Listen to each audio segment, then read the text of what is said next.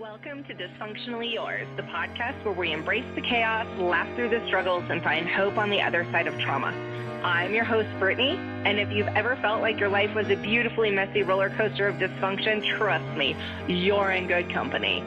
Here, we'll have real, raw, and sometimes ridiculous conversations about mental health, relationships, and healing, because let's be honest, life isn't always pretty, but that doesn't mean we can't come out of it stronger and maybe even smiling. So grab a cup of coffee or a glass of bubbles, and let's navigate this wild journey together, dysfunctionally, but never alone.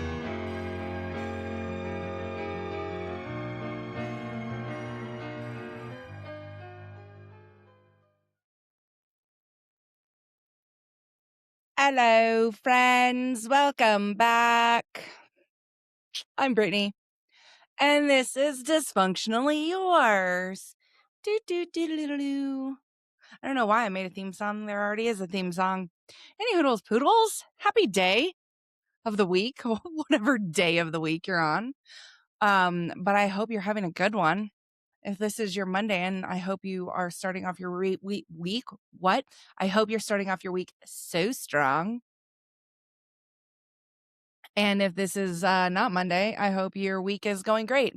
And if it's not, take this moment to remember that you can reset at any moment you like. I should take my own warnings. I should take my own, I should listen to the words that I say. Last week, I actually said to one of the girls on my team, oh, I feel like I need to be knocked down a peg or two. I found my way up onto my high horse. And I've been hanging out there for a minute, and it's time for me to come down now. We're chill, girl, chill. It's okay if you chill. Right? Yes, I'm sure it's true. Anyways, that's what I have about that. I finally had therapy again. It was glorious. It was everything it needed to be. And that's all I have to say about that. I know that I was complaining about it last week, missing it. So in case anybody's tracking for me, we have resumed. we have returned to our regularly scheduled programming. And I love that journey for me, and actually probably for everybody else around me too. Okay.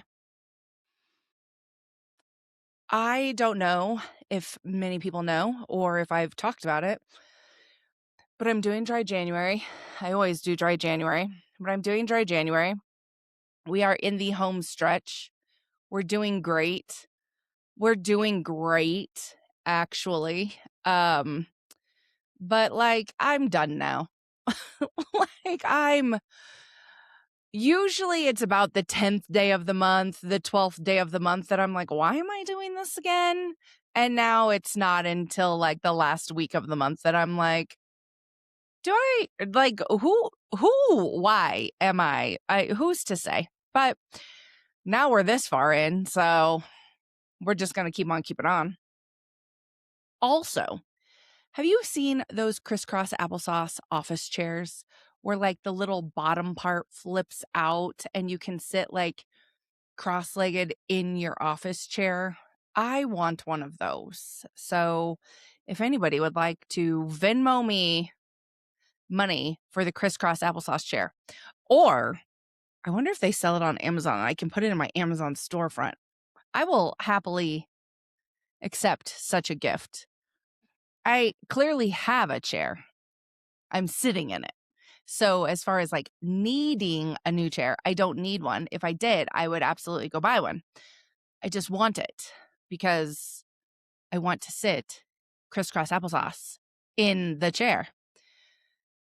All right. Enough about that. My ache and relief of the week. I think my ache of the week was actually probably last Friday. Fridays just seem to be really brutal lately, actually. And it just a rough day work-wise, but also internally, like I was saying, I got to this point where I was like, whoa, calm down. Your tone is just aggressive. It doesn't start nice and get aggressive. It just starts aggressive. Like, what are you doing? Why are you acting like a crazy person? You're saying all of the correct things and you're saying it with like this wild tone that has people being like, Brittany, are you well? Are you well? I am well. But I could understand why people would be asking. So, like, even just knowing that, even like hearing the tone in my voice, and I'm like, oh, like without even having to be called out on it. And then somebody did. They were like, I'm sorry if I made you feel defensive. And I'm like, bro, I'm not defensive, but like I hear the tone. So clearly I see where you're coming from. So anyways, we're gonna think on that one and hope we work on it and come back better next week. My relief of the week, I went with my youngest tiny human to the Nuggets Lakers rivalry game this past week, and it was glorious. I love getting to go see LeBron play. That's been something that Caden and I have done since he was little. And I think the first game we went to was down in Charlotte, and we went to go see LeBron when he was with Miami. So it's just fun to go see LeBron play. Obviously, I'm in Denver, so the Nuggets. Anyways, it was just great. It was a lot of fun. Possibly even better than, not even possibly, like actually even better than the game and the entertainment was absolutely the company and the conversations had with the tiny human. And, sometimes as a mom, you just need those moments and they just warm your little mom heart. And you're like, he's so sweet. Uh, he's so sweet. We were driving downtown and he was like, oh, did you know that The Great Gatsby is coming to the ballet? And I was so excited. I was like, oh, yes, I actually did know. And he was excited too. He's like, yeah, I saw that on the bulletin board and I thought of you. And I was like, I'm going. I have tickets to go. And he got so sad. Like his whole face was like, womp womp. And it was like, oh, I wanted to see if I could take you. Oh my God. I'll go twice. It was so sweet. It was so sweet that he even thought of me. He knows how important like the Nutcracker is to me. And we've talked a lot about how like I don't get to go see the Nutcracker. And so it was just actually so, so, so sweet. And he knows how I feel about Great Gatsby too. So it was sweet of him, even if I don't end up going with him. It was just like the thought. I'm like, oh, my sweet little baby.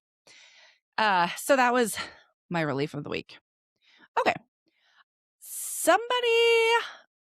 Couple people actually, there was some feedback in the anonymous Google forum about anxiety. And there was a range of questions, like anxiety in general, anxiety for Brittany personally, just some statements of like anxiety seems to be my number one default and I hate it. Just some feedback, right? About anxiety. And I'm going to do a whole episode on it next week. Just anxiety for the masses, right? But I will say for me personally, I say it all the time, I operate on an anxiety level of like 122 all the time. And it looks very, very, very different for me personally. And it looks very different for me on any given day. I think sometimes my anxiety is probably me being a little bit snappy. Case in point, this last Friday, like that I was just talking about, coming off not my best self. Sometimes it's overthinking. All the time it's overthinking. That was a silly statement. It's always overthinking. But A lot of times it's no sleeping, hence all of the conversations about sleeping time tea and my nightmares and things like that. So I would say anxiety for me personally shows up in a handful of different ways. And if you know me, or reside with me, or get to hear the inner thoughts of my brain, you know that level of anxiety and how high it is. But I've had my peers at work be like, you always seem so cool, calm, and collected. Feisty. I'm feisty. I'm passionate. I'm very passionate about what I do. But they'll be like, what? You're anxious about this? And so I think anxiety shows up very differently for lots of different people. And I think my anxiety shows up differently depending on kind of what I'm anxious about. If I'm anxious about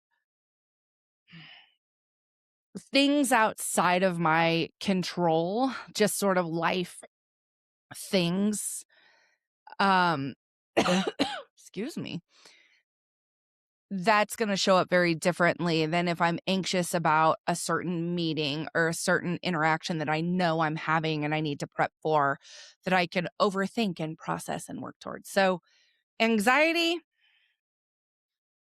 I would say we're best friends. We might not like each other all the time. We're like frenemies. We're frenemies, me and the anxiety. Like, we're together a lot. All right. That's not what this episode's about, though. I just wanted to say that. And I wanted to say I appreciate, like, the write-ins to the anonymous Google form about that. And it's interesting that anxiety was plaguing so many people's minds coming off of the holidays and such. Imagine that. All right. I, again, have been just keeping notes on my phone of random nonsense throughout the week and how that's landing for me. Couple things before I say that, though. I know I've mentioned, see, this is why I build an outline on cards, because I'm all over the place. But I've been making comments about maybe the podcast coming to an end. And I've made a decision. And that's all I'm going to tell you today. All right. I went and I took myself on a movie date a while back. It just keeps not getting mentioned because I don't know. It's not important. But I always say that, like, the movie theater is like my favorite thing to do all by myself. I don't even care if I go to the movies with somebody. I would love to go to the movies all by myself. I love the movie theater on my own. And then it's like every time I go do it on my own, I'm like, yes, this is why I love it all by myself. It's so great. I just really, really, really love how I feel after I walk out of a movie theater all by myself. Is that strange? I don't think it's strange, especially since I don't like to do many things on my own. Like eating and things like that. I'm not going to go out to eat by myself. I will go sit in a dark theater alone. Nobody can judge how much soda or popcorn I eat. All right. But I saw a movie on my own. Then I had talked about it on last week's episode. I went to the movies with a girlfriend, but I saw that Marty Supreme movie, and it was actually great. It was actually a very good flick. So if you haven't seen it, you should. And I could see where you'd be like, I don't want to watch a movie about ping pong. Just go see it. It's great. In sort of the theme of movies, you know, on TV, movies, whatever you have, the trigger warnings that they put, and it's just stupid little print at the top of the TV. Smoking, nudity, violence, right? Those. For the longest time, I was like, those are stupid. That's not actually helpful. That's not going to help anybody. And just like wrote it off as something like that people were doing to like check a box because they had to, because of lawsuits or whatever is wrong with the world today. All right. I just kind of hated them and thought that there was no point to them. But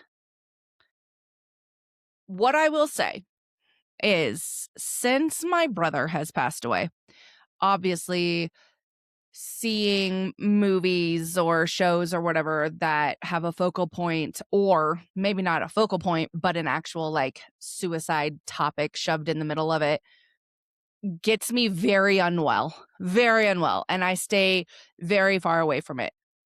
When that movie, The Star is Born, came out, I didn't see it when it first came out. I saw it probably, I don't know, a while after it came out, but I didn't know a ton about it.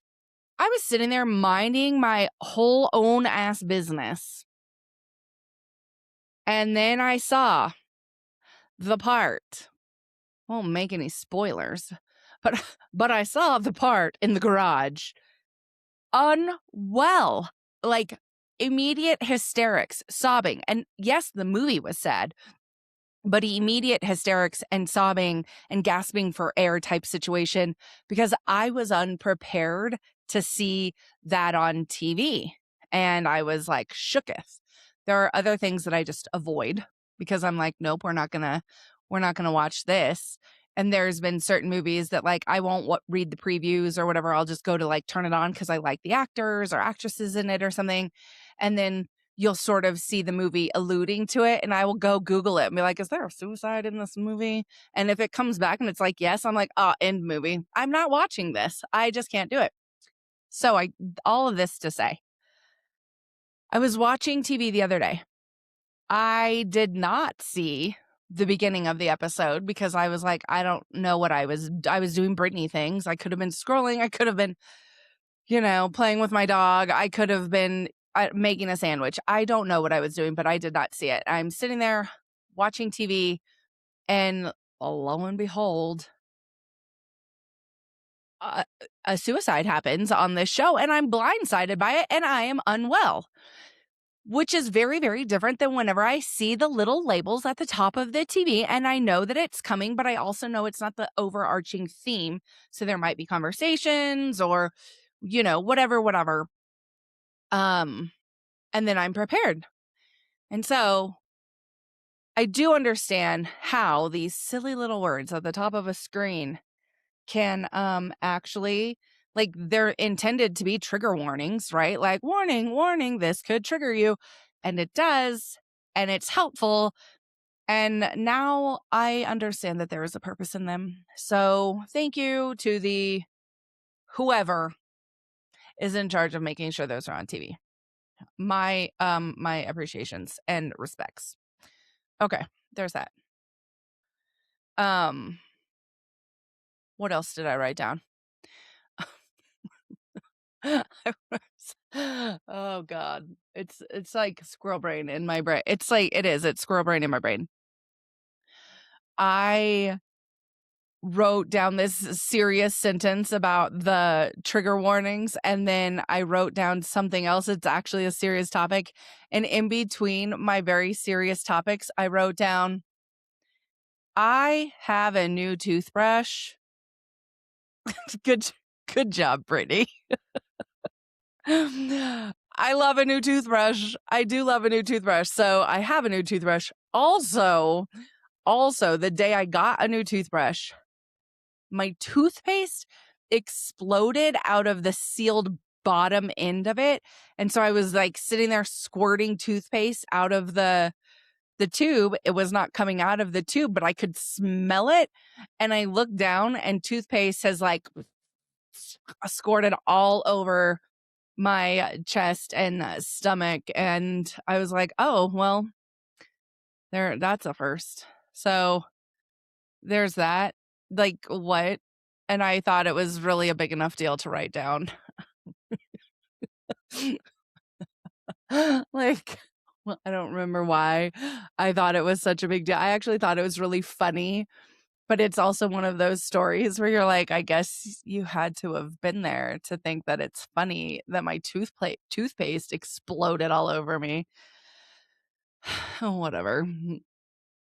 No, more importantly than that, though, I was talking to a very well-respected human being that I come in contact with near daily. And we were talking about strengths, weaknesses, right? Areas for opportunity, just a very, I really look up to her and respect her. And so, if I can take a minute to like prod her brain a little bit to just be a better human, then I do want to do that. So anyways, we're talking about these things. And I have a tendency to, as I can go on and be like, yes, and I'm really great at this, I'm really great at this, to then turn it back around and minimize myself so, so, so very much. And I can be like, and I know that I need to do better at this. And I know that I need to, I know that I am not great at those types of things. Um, and she was like, I need you to stop minimizing yourself. Like, you're also great. Like, you are also great. And while she's telling me this, I was like, oh, my therapist tells me that all the time because I do the same thing in therapy. I'll be like, yeah, but like, I didn't do that. And this was my fault. And I should have been better about how I reacted. And I should have been better about how proactive I might have been, or just anything along those lines. My therapist is constantly like, and you're a human being, Brittany. And you are a person too. Like, you're okay to not have your shit together all the time. Like, it's okay. You're a person. You're great. You're resilient. And the fact that I had these two women ultimately saying the same things, I'm like, why do I do that? Like, why? I wonder why I do that. Why am I okay knowing that I can do some things and do them very, very well, and then make such a quick flip in there to be like, yeah, but like, I know that I'm like not that great. And I don't know why I do that. I know that there's always room for growth, areas for, for some growth. I know we're learning constantly, but it's realized in hearing these two women sort of point it out. And obviously, my therapist has pointed it out multiple times, but like, I think hearing somebody outside of the therapist's office point it out and be like, you don't have to like be self-deprecating to also be great. I was like, why on earth do I do that? Why do I feel like I have to minimize myself just to talk others up? And it'll come with that to be like, oh, I wish I could be more like them in this area. I wish I could be more eloquent in the way that I talk. I wish I could be more, less reactive, or just any of those things. I wish I could be more nonchalant in certain situations. And then it's like somebody else being like, yes, but you being passionate the way you are is a good thing. Like, but you being brave enough to stand up and voice your opinions is also a great thing. And I had a coach back, I don't know, a handful of years ago. And she was like, because I told her, I was like, I don't think I'm ready for a promotion. And she's like, well, what would you need to see for yourself to be ready for a promotion? And I was like, well, and I start citing off things that other people do that I don't do, that I'm like, I wish I did this. I wish I was calmer. There's so much of me that's like, I wish I was less reactive. I think that is my number. I wish I was less reactive. And I try and I try and I try. I just could you imagine if I didn't try? It would be a scary place out there. Could you imagine if I wasn't aware and I just did any and everything? Um, but even she was like, okay. And think of the moments where that person maybe didn't speak up and that it didn't work in their favor, or it wasn't you didn't feel supported, or something like that. She was able to like twist these things into being like, this is like, yes, maybe you wish that you were slower to react or respond, but also in certain situations that you've been in, you were like, man, I wish they would have reacted and responded on my behalf. So there's just always this like push pull inside of my brain. And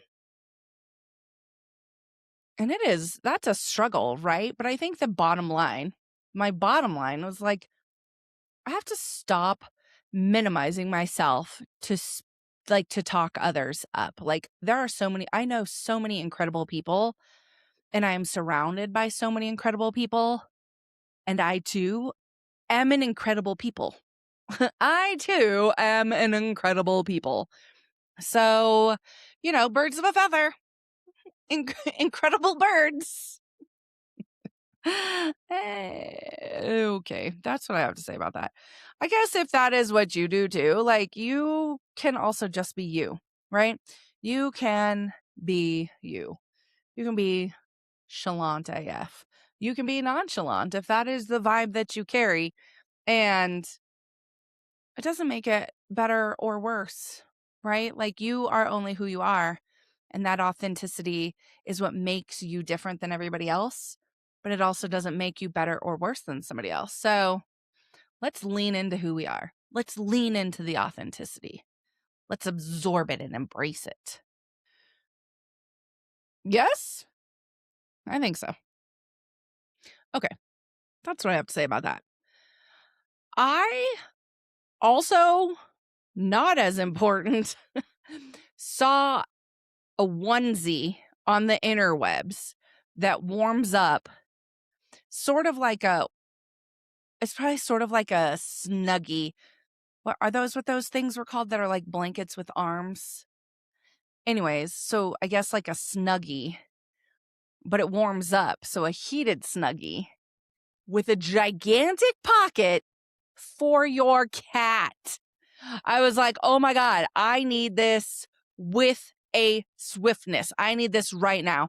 I need a wearable blanket that warms up with a little heater in it that my cat can sit in the pocket. I have never run to the interwebs to say, take my money so fast, possibly ever. And then it was like $95. Oh no, you may not take my money. I love my cats and I love a good blanket. $95? Nah, go fuck yourself. Pass. I didn't buy it. Obvi. But you could also put that on the list of the crisscross applesauce chair. All of the things that Brittany would love and will not buy for herself because they are not needed and consumerism is atrocious. Okay.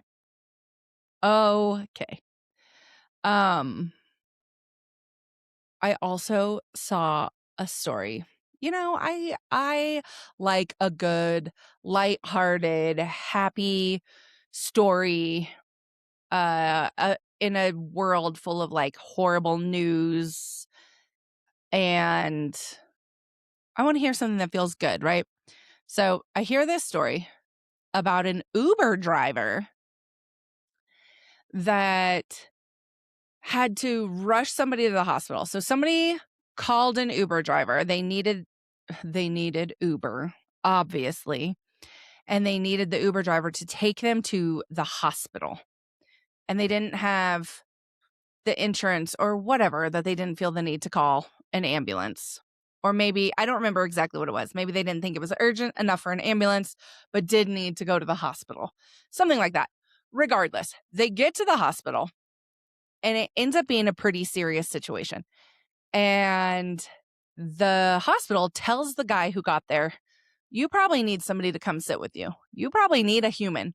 And dude's like, I don't have a human. I am in from out of town. I was like on a trip. I don't have anybody here.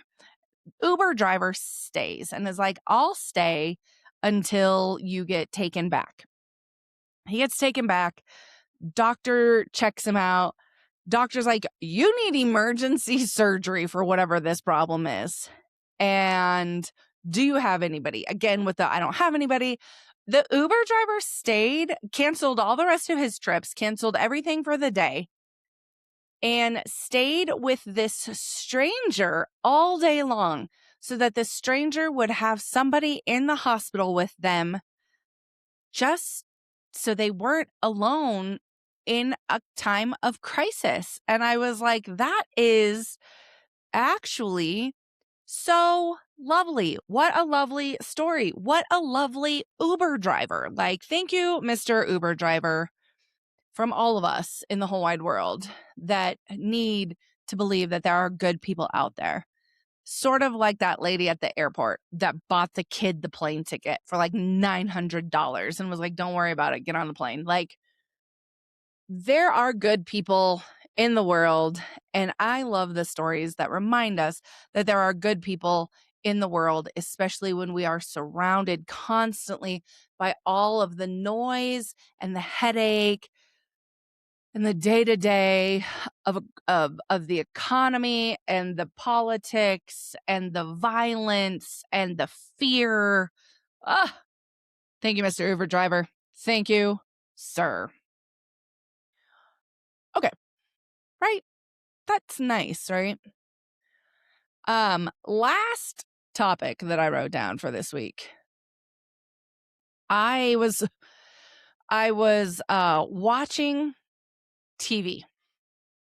I was finishing up The Big C, right? Remember I told you I was watching that show. So I was watching The Big C, and the last 2 episodes were just really lovely TV. Not really a happy ending, but like, I think they did a great job. Anyways, there was a conversation on there that struck a chord with me. So she has cancer. She's dying. That's so tragic.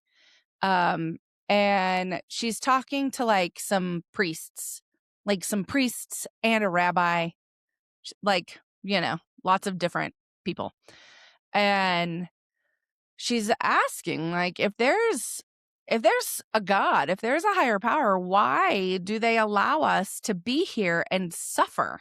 Like, why do they allow us to be here and be sick and be in pain and suffer? And I'm like nodding along with her. I'm like, yeah, yeah, yeah, that. Because also sort of questions that I struggle with, especially with my brother, right? Like, depression is just a beast of a mental illness. And it sucks whenever it gets you. So I'm like, yeah, in total agreement with her. And then the response was very much like, a lot of times these trials and tribulations aren't put on you for you to learn something and gain something and grow, but they're put on you for the people that are around you to test the compassion and the generosity of others. It's their test. It's their opportunity for growth to determine how you're going to come out on the other side of that. And it's like, so often we do think like, why is this happening to me? Why is this happening to me? And not even realizing the resilience and compassion and strength that those things also help instill in others. And so I've spent a lot of time this week thinking about that, especially in regards to my brother, right? Like, it's hard. It's hard to be on this side of the fence. It's hard to ask questions. It's hard to sort of challenge a faith whenever, yeah, this happens for a reason. And, I won't go into all of that. And I certainly am not going to get all religious or preachy on anybody. But to have it put out there that, like, sometimes these things do happen to build up yours, right? Like, it was never my brother's to handle or navigate, but maybe it was ours to grow from and learn from. And I mean, that makes sense, right? Because any situation you have the opportunity to grow from it and learn from it if you choose to do it. So it is your test, it is your challenge, it is your obstacle to decide how you want to overcome it. But I thought it was just so lovely to put out there. And I was like, maybe I'll put that in my pocket and think about it some more. Because we do know that it's very hard for us to watch others around us that we love suffer. And that being said, it's hard whenever we're the ones suffering, right? When we're the ones that it's happening right to us. But it's never just happening. Nothing is ever just happening just to us. Our actions, our circumstances, good, bad, or indifferent, do have a ripple effect, and they're impacting more than just us at all times. And sometimes we just need a reminder. So here's your reminder that the world does not revolve around you. Here's your reminder that we are all just one tiny ripple waiting to come in contact with the next one, and to grow from it and to learn from it and to be able to take a step back and determine how we want to impact those around us. Do we want to have a positive impact on those around us? Do we want to be compassionate and generous and empathetic? Or do we want to be cold and standoffish and self-absorbed? Those are your choices, but I know what I choose. With all of that to be said, new episodes come out every single Monday. We are coming up on a 1-year anniversary. Can you even believe it? Can you even believe it? This is the 50th episode. That's crazy. 50th episode. So, yay, we are getting there. Until next time, don't be afraid to be great. Toodles, poodles, bye.